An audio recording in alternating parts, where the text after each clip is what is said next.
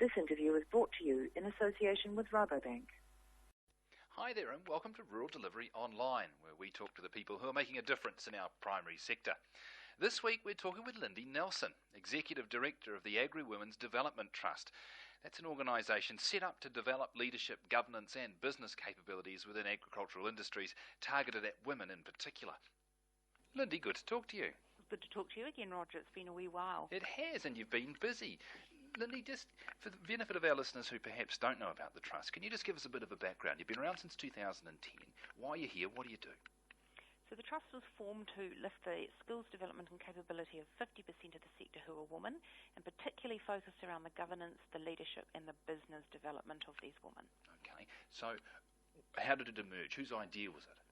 It emerged from some research that I did, some 3 years research looking at the development of women in the sector, and recognising that we've developed women by default rather than by design. And so we talked a little bit about that earlier, Roger, saying that often women enter our sector maybe through marriage or other pathways, but they just didn't really have the skills development to actually cope with some of the challenges that they need to. Can you tell us a little bit more about what those challenges are? Those challenges are understanding the business that they actually are operating in, certainly some leadership challenges and certainly governance challenges within their farming businesses, but also governance challenges within industry and sector. Those are problems which I guess both men and women can face in the business. How is it different for women? How it's different for women is where they get their skills development from. Particularly if we look at a sheep and beef farming operation, who teaches women the business skills or even understanding the components of their business that they actually need to actually help be a critical partner.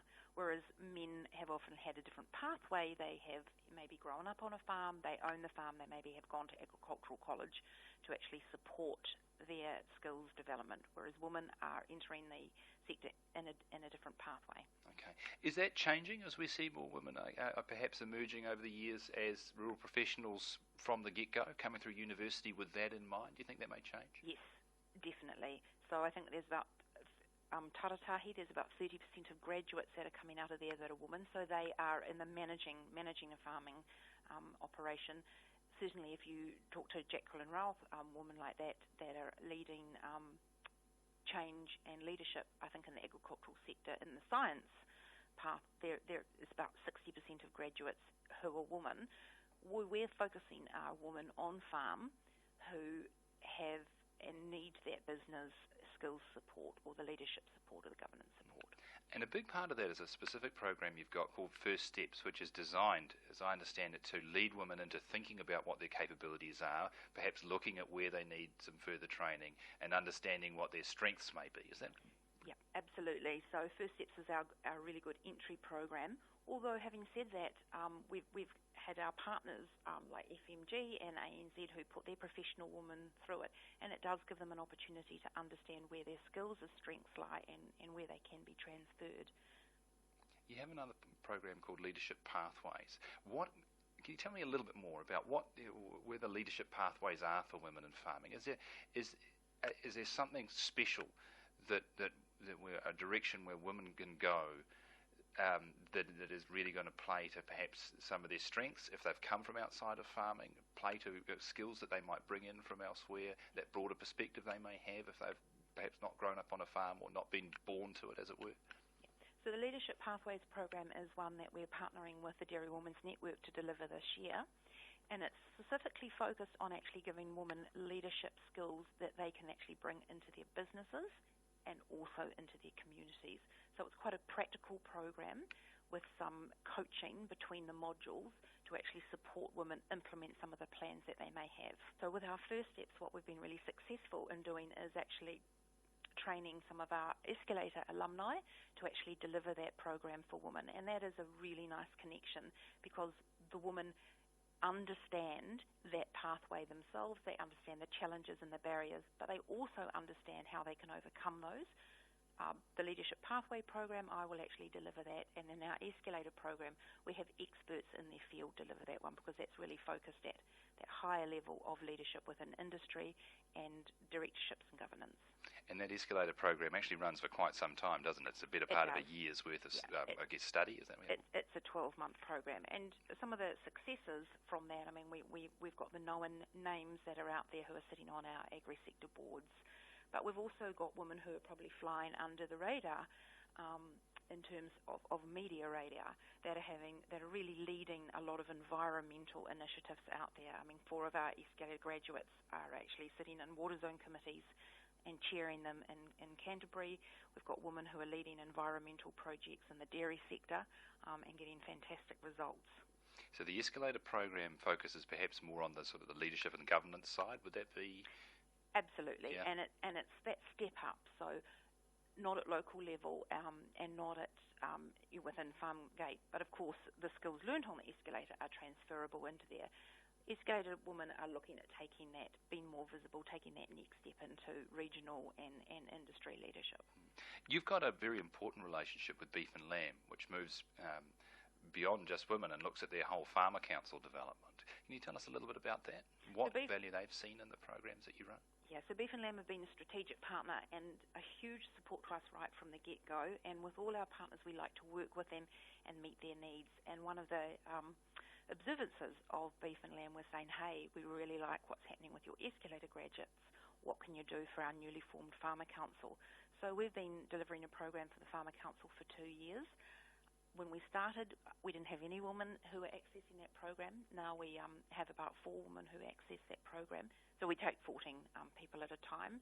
And this is giving the Farmer Council some real skills to actually go back into their regions and help implement some changes within the beef and lamb sector. Yeah.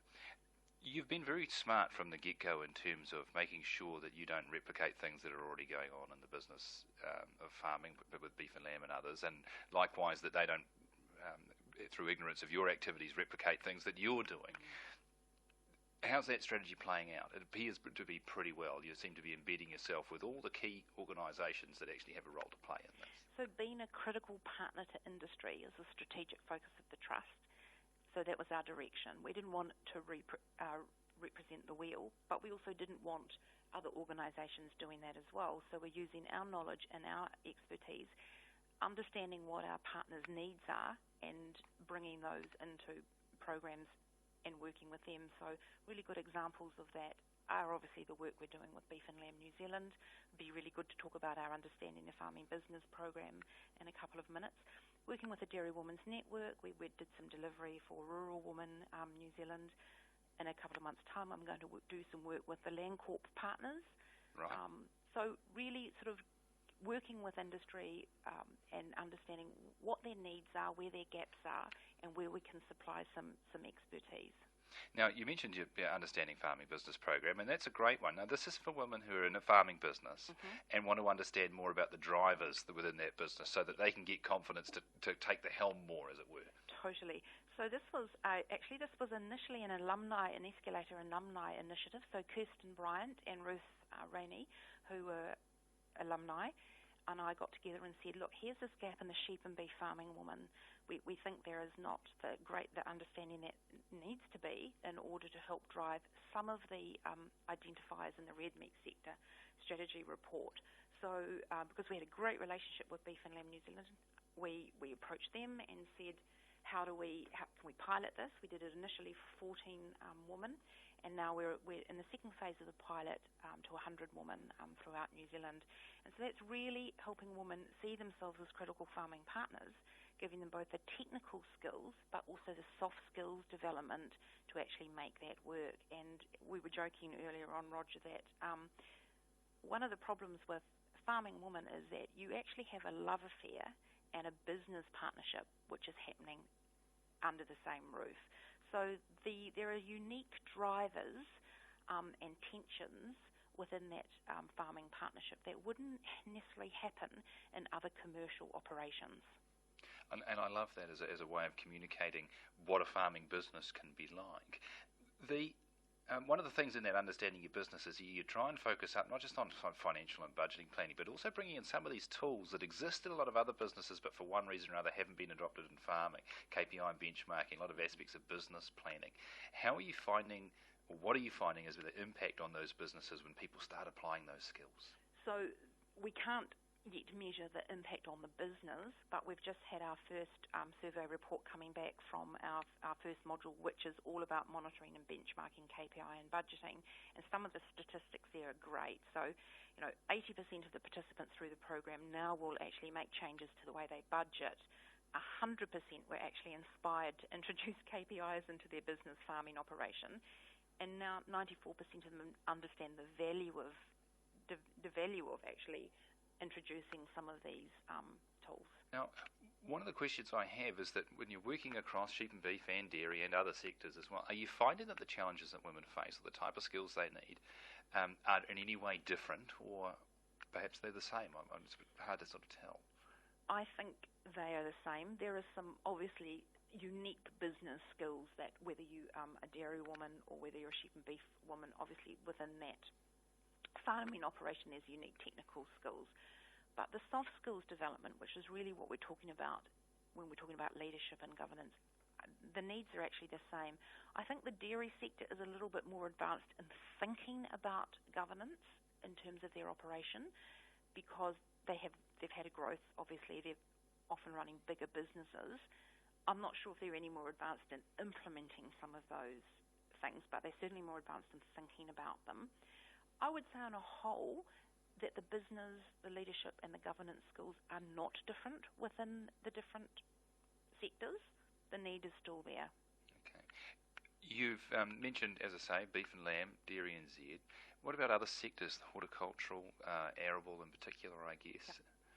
So we've had women accessing our programs from both the arable sector and horticultural sector in first steps and in escalators. So some of our escalator graduates are from the arable sector and also from the horticultural sector. Their challenges are the same as any other. And the corporate world? There's a heck of a lot of women are out there involved in the corporate providers to the rural sector. So probably 35% of the women who access escalator have a corporate career. And what's next for the trust itself? You've done a lot. From woe to go has been a pretty wild ride for 3 years. How do you lock this in and look forward, I guess, the next 5-10 years? That's about actually continuing on that pathway of being that critical partner to industry. Our 3-year aspirations for our Understanding Your Farming Business program are looking to get around 800 to 1,500 women a year through that program, and that's working with Beef and Lamb New Zealand and understanding where those gaps are. I would say it's steady as she goes, understanding what needs need to be met, working with our partners and helping support the women who have actually come through our program. One of the things we do in creating that trusted environment for women is we've now got that really good reputation of supporting women achieve their aims and goals. So we've got great networks throughout New Zealand, from Northland to Southland, and it's great to keep in touch with those. Recently we were in Ranfurly and we had graduates from our First Steps program who are now accessing our Understanding Your Farming Business program. That group is still in contact with one another and they meet 3 or 4 times a year. They have a plan on what they're going to achieve in that year, and one of the really nice things is they're actually going to do some fundraising and support scholarships for 2 women from their district to actually attend the First Steps program. You've got a bunch of organisations that are going to support you in all this and have supported you to date to varying degrees. What do you see that those organisations are getting out of that? What's their motivation and how are you building those partnerships? That's a good question. We've got the likes of FMG, ANZ, Beef and Lamb New Zealand, Agmart and Dairy NZ as our strategic partners, and then specific program partners like LIC and CRS Software. I believe what they actually see and understand is women are critical to the growth of the agricultural sector. If we want to meet the targets that the government has set for doubling agricultural exports, and we've got 50% of our sector who may not necessarily have the skills to get there, they see supporting these women's development will actually help grow the agricultural sector. And I think that's a shift change from where we were 5 years ago. How do people who want to get involved with you want to either come on board with you as a supporting organisation, have a particular need in a sector or an industry area where they think you could help, or they're just a person who's out there who thinks, heck, that first step sounds like me, or I'd love to get on that escalator program, how do they go about it? Absolutely. The website, so www.awdt.org.nz. Facebook also seems to be a really good way that women particularly connect in the agricultural sector, so we have a lot of interest, particularly around our first steps, women accessing it through Facebook. But I'm always available by phone. Good on you. Look, Lindy, lovely to talk to you. As I said earlier, I love your work. I'm sure we'll talk again in the future. Thanks very much, Roger. It's great to talk to you. Thank you. Bye-bye. This interview was brought to you in association with Rabobank.